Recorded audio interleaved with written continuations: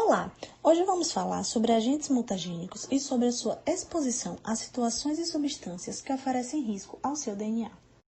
Todos os seres vivos, o material genético é definido por uma ordem específica de nucleotídeos na molécula de DNA. No entanto, as bases dessa molécula comumente estão expostas a vários agentes naturais e artificiais. As mutações podem ocorrer em toda e qualquer célula, independente do seu estágio do ciclo celular. Elas não são necessariamente letais, mas podem contribuir para o crescimento desordenado das células do corpo e transmitir-se às futuras gerações. Além disso, quando a mutação ocorre em células somáticas, pode ocorrer a formação de tumores benignos ou malignos, a morte celular e o envelhecimento precoce, por exemplo. As mutações ocorrem nas células germinativas, podem originar alterações genéticas transmissíveis, levando a desordens genéticas, fertilidade reduzida, síndromes fetais e até malformações e abortos.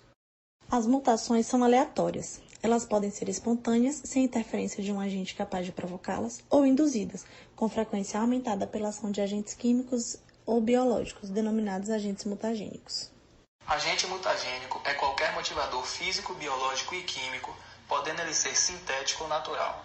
Quando exposto às células de um organismo, pode induzir danos, ou seja, mutações em uma molécula de DNA que não é reparada durante a replicação celular e, portanto, é repassada às gerações futuras. Algumas mutações são produzidas espontaneamente na célula, enquanto outras fontes de mutações são encontradas no ambiente, usadas intencionalmente em laboratórios ou acidentalmente na vida cotidiana.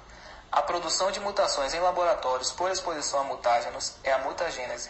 Já o organismo por essa exposição é dito mutagenizado.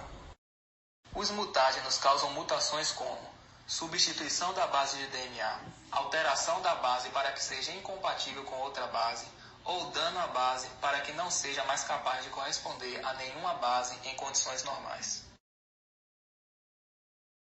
Como vimos anteriormente, podemos concluir que todos os seres vivos sofrem mutações, podendo ser como resultado das funções celulares normais ou pelas interações com o ambiente, conhecidas como mutações espontâneas. A ocorrência das mutações pode ser aumentada pela exposição a determinados compostos, conhecidos como os agentes mutagênicos, e as modificações que causam são as induzidas.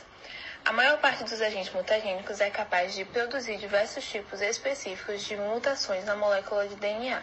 Exemplo disso são algumas mutações como modificações de base, resíduos de açúcar ou fosfato, quebras de filamentos ou incorporações de base modificadas, desaminação. A desaminação é a remoção do glupamina nos nucleotídeos. A citosina, quando ela perde o glupamina, ela torna-se udacila e passa a emparelhar com a adenina em vez de guanina, alterando o aminoácido produzido, além dos efeitos secundários causados pela resposta do organismo a essas modificações. Agentes mutagênicos podem ser de três tipos: físicos, biológicos e químicos. Dentre as principais fontes de exposição do homem a agentes mutagênicos, podemos citar a dieta, seja pela própria composição dos alimentos, pelo uso de tempero, corantes ou de contaminantes presentes nos mesmos. Além disso, o consumo de determinadas drogas, o hábito de fumar, a ingestão de bebidas alcoólicas, o consumo de drogas ilícitas e de medicamentos pode ser potencial bastante danoso. Com relação ao ambiente que se está inserido, vários fatores ambientais podem afetar o material genético humano, como a radiação solar, os efluentes industriais, os agrotóxicos, alguns produtos químicos industriais e os derivados de petróleo. Embora os agentes mutagênicos apresentem efeitos nocivos às células humanas, muitos são usufruídos pela ciência.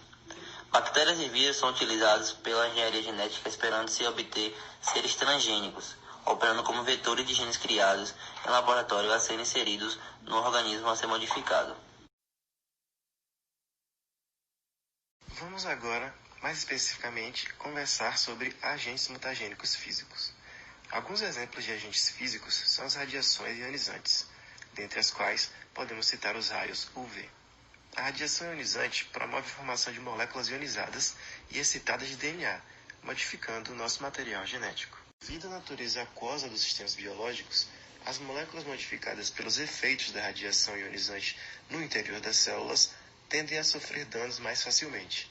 Além disso, a radiação gera muitos tipos diferentes de espécies reativas de oxigênio. A radiação ionizante também pode danificar diretamente o DNA, em vez de o fazer por meio de espécies reativas de oxigênio. Tais danos, diretamente provocados, causam a quebra de ligações N-glicosídicas, levando à formação de sítios apurímicos ou apirimídicos e quebras de... Além disso, precisamos referir que as timinas supostamente deveriam se emparelhar com as adeninas. No entanto, a radiação UV é capaz de promover a formação de dímeros, ou seja, as bases timinas deixam de se emparelhar com adeninas e passam a fazer pares com outras timinas. Os UVCs são capazes de destruir as ligações químicas entre nucleotídeos, enquanto os raios UVB são absorvidos pelo DNA.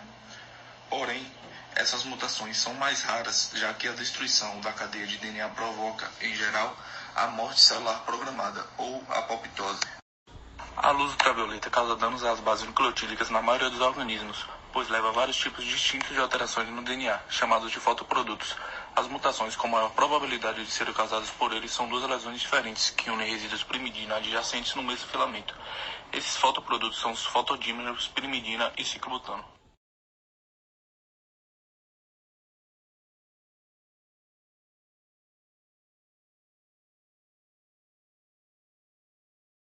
As principais características dos agentes químicos é a sua atuação ao incorporar moléculas de DNA, por possuírem uma constituição química semelhante à dos nucleotídeos. Esses tipos de agentes estão distribuídos em várias substâncias cancerígenas, entre os quais os radicais livres, como as que são ativadas danificando as químicas e ou substituindo os nucleotídeos normais por moléculas análogas. Portanto, análogos de bases são substâncias cuja estrutura química é tão semelhante à das bases nitrogenadas que elas podem se incorporar ao DNA, substituindo as bases durante a replicação.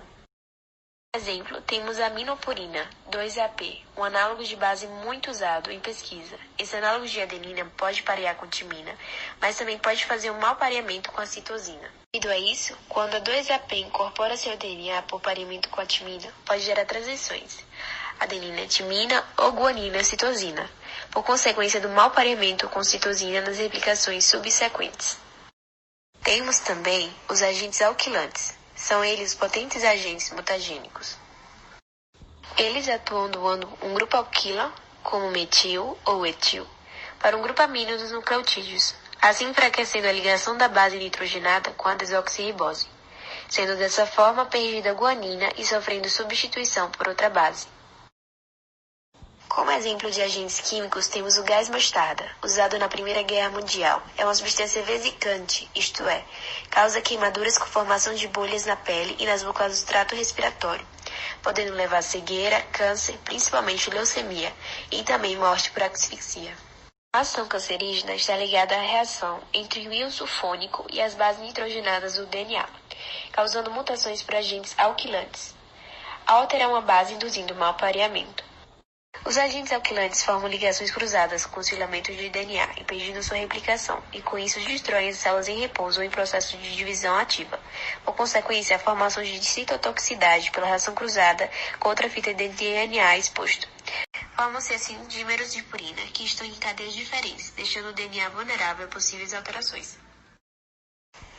Um outro exemplo de agente químico temos a contaminação por chumbo. Em humanos, a acumulação de chumbo no organismo pode afetar severamente as funções cerebrais, o sangue, rins, sistema digestivo e reprodutor, inclusive com a possibilidade de produzir mutações genéticas em descendentes. A contaminação pode ocorrer por meio do contato direto com o produto que apresenta esse elemento químico em sua composição, nos limites acima do tolerável. Como o chumbo não é absorvido pelo organismo, a exposição contínua eleva os níveis de acúmulo e potencializa o risco das lesões. Um caso grave por contaminação por chumbo no Brasil ocorreu na cidade de Santo Amaro, na Bahia, a 100 km de Salvador. O problema foi causado pelas operações de uma fábrica que beneficiava minério de chumbo no município. Cerca de 900 mil toneladas de chumbo contaminaram as pessoas, ruas, Rio Subaé e o estuário da Baía de Todos os Santos. As bactérias, por sua vez, compõem de agentes biológicos, que agem corrompendo células hospedeiras por meio de uma injeção no seu DNA, que irá se integrar ao DNA da célula de diversas formas. Tal diversidade confere uma divisão entre os agentes de acordo com o seu mecanismo, e mutações ainda podem decorrer de falhas genéticas. A OMS estima que as infecções por esses agentes provoquem cerca de 18% dos casos de câncer no mundo. O percentual posiciona tais agentes infecciosos como um dos principais responsáveis pelo desenvolvimento do câncer, junto ao tabagismo. O papilomavírus humano, mais conhecido como HPV, é um vírus de DNA que apresenta tropismo por células epiteliais, causando infecções na pele e mucosas. Sua replicação ocorre no núcleo de células escamosas. Seu ciclo de vida é diretamente relacionado ao programa de diferenciação da célula. Atualmente foram caracterizados cerca de 100 tipos diferentes de HPV, um número que tende a crescer devido à existência de tipos do vírus ainda não sequenciados. Além de lesões na pele e mucosas de caráter benigno, o HPV também está envolvido no desenvolvimento de diversos tumores cutâneo-mucosos. Bacter pylori, uma bactéria que infecta a mucosa do estômago, responde por boa parte dos casos de câncer gástrico. A infecção pela H. pylori induz inflamação persistente na mucosa gástrica com diferentes lesões orgânicas em humanos, tais como gastrite crônica, úlcera péptica e câncer gástrico. Os determinantes desses diferentes resultados incluem a intensidade e a distribuição da inflamação induzida pelo H. pylori na mucosa gástrica. Evidências recentes demonstram que cepas do H. pylori apresentam diversidade genotípica, cujos produtos acionam o processo inflamatório por meio de mediadores e citocinas, que podem levar a diferentes graus de resposta inflamatória do hospedeiro.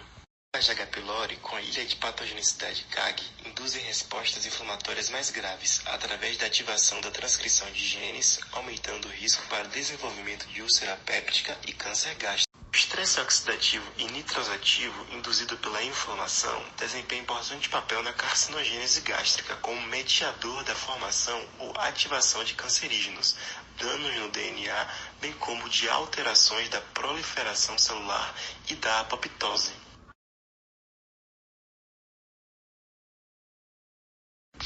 Então, pessoal, os agentes mutagênicos podem provocar mutações, e isso pode ocorrer em genes importantes para o funcionamento da célula. Por exemplo, os genes associados ao controle da divisão celular. Quando ocorre uma mutação em genes desse tipo, existe a possibilidade do aparecimento de cancro, e o agente passa a ser tratado como carcinogênico. Genes modificados aleatoriamente que provocam cancro são denominados oncogêneses. Isso porque derivam de genes chamados proto-oncogêneses, que são codificadores de proteínas que estimulam o crescimento e a divisão celular. Definimos oncogênese ou carcinogênese como todo o processo de conversão de uma célula normal em uma célula maligna. Já os carcinógenos são os agentes que induzem esse processo. Podemos citar vários exemplos de agentes mutagênicos. Dois ótimos e muito comuns são o álcool e o tabaco. O álcool, quando entra em contato com o organismo, é absorvido imediatamente pelas células. Tendo em vista que ele é solúvel em água, é razoável nos concluirmos que, intracelularmente, ele ocupará espaços previamente preenchidos por moléculas de água, induzindo as células a se tornarem menos eficientes e a funcionarem incorretamente, devido à menor recepção de água. Além disso, dependendo da quantidade de álcool que é ingerido, a fase G2 do ciclo celular pode ser afetada. Lembrando que essa fase é determinante para o ciclo como um todo, pois em casos de erro nas fases anteriores, como G1 e S, é na altura da fase G2 que a célula defeituosa sofre apoptose, não permitindo assim a progressão da mitose. Desse modo, uma pessoa que consome bebidas alcoólicas de forma excessiva não possuirá o sistema de regulação celular associado a G2 funcionando corretamente e pode ocorrer o maior risco de desenvolver células mutadas. O tabaco é constituído por uma série de substâncias como as nitrosaminas, capazes de induzir a formação de cancro por causar um aumento no número de metáfases, mas uma redução no número de anáfases. Dessa forma, podemos concluir que essa alteração promove um bloqueio do ciclo celular. Portanto, faz-se necessário saber que a prática do tabaco pode causar danos ao DNA, mesmo para os fumadores passivos, uma vez que abre a possibilidade da formação de cancros nas vias respiratórias. Um número enorme de compostos químicos é sintetizado e muitos têm possíveis aplicações comerciais. Aprendemos do modo mais difícil que os benefícios potenciais dessas aplicações precisam ser avaliados com relação aos riscos para a saúde. Assim, é essencial ter técnicas eficientes de triagem para avaliar alguns dos riscos de um grande número de compostos. Na década de 1970, Bruce Ames reconheceu que existia uma forte correlação entre a capacidade dos compostos de causar câncer e a de causar mutações. Ele percebeu que a medida das taxas de mutação nos sistemas bacterianos seria um modelo efetivo para avaliar a mutagenicidade de compostos como um primeiro nível de detecção de carcinógenos potenciais. Entretanto, ficou claro que nem todos os carcinógenos eram mutagênicos. Alguns metabólicos carcinógenos produzidos no corpo são, de fato, agentes mutagênicos. Tipicamente, esses metabólicos são produzidos no fígado e as reações enzimáticas que convertem os carcinógenos em metabólicos bioativos não ocorrem em bactérias. O teste de Ames é um meio importante para rastrear milhares de compostos e avaliar um aspecto de seu risco para a saúde e o ambiente. Esse teste ainda é uma ferramenta importante para a avaliação da segurança de compostos químicos.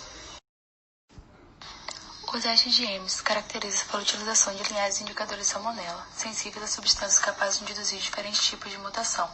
Na presença de agentes mutagênicos, essas linhagens revertem seu caráter de auxotrofia para a síntese de histidina e passam a formar colônias em um meio desprovido deste aminoácido. Desta forma, através da contagem de colônias por placa, é possível estabelecer a ação mutagênica de um composto em função de sua concentração.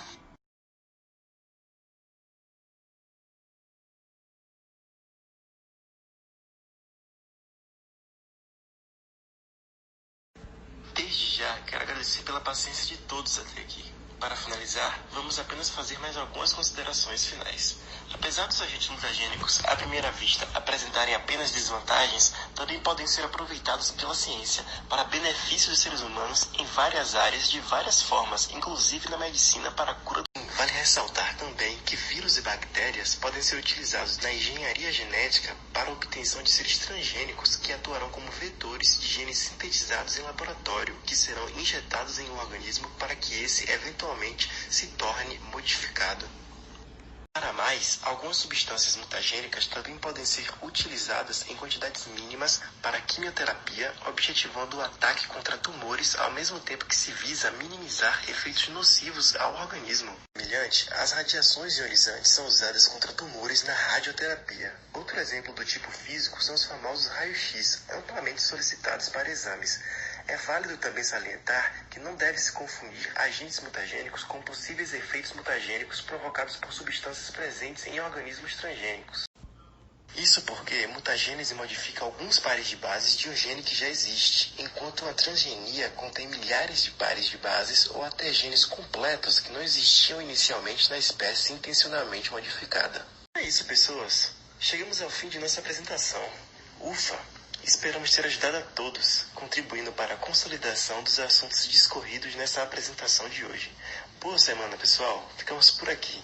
Tchau, tchau.